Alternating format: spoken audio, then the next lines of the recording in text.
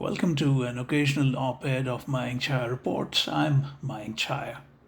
In the midst of palpable tensions with his friend, US President Donald Trump over tariffs, Prime Minister Narendra Modi is expediently invoking the philosophy of Mohandas Gandhi's Swadeshi, a doctrine which to its proponent's mind was all-encompassing.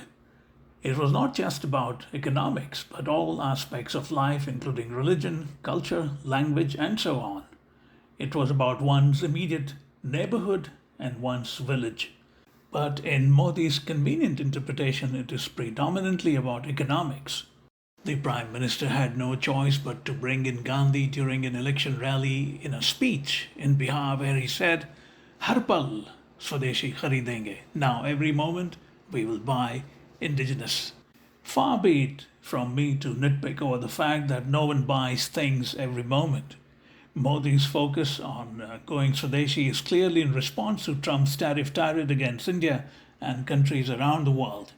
As someone who has read Gandhi extensively, I know that Gandhi's Swadeshi movement, as a powerful counter to the exploitative and predatory colonial British rule, was so much more than just producing and consuming locally.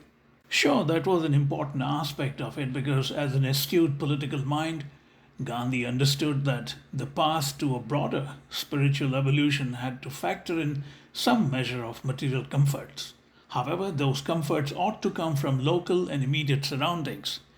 It's important to bear in mind that Gandhi's idea of Swadeshi also had innate austerity, sometimes severely so, which may not appeal to people now.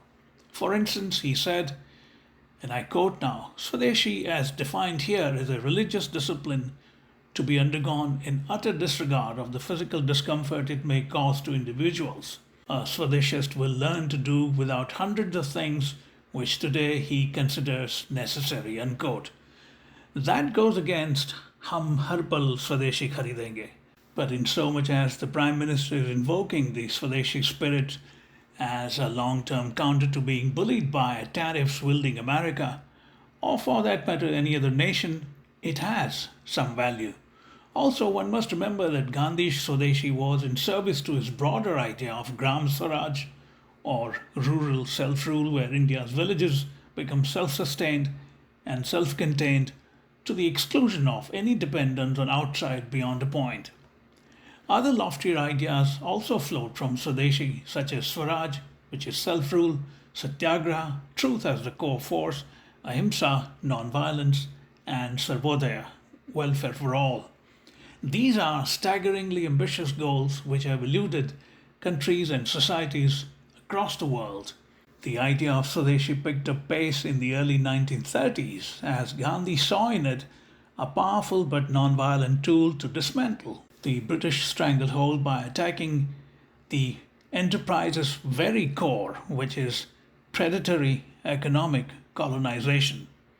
Modi's reference to it at this time is instructive, particularly when his much ballyhooed personal friendship with Trump has not earned India any reprieve. Swadeshi at this stage is more expedient for him than essential.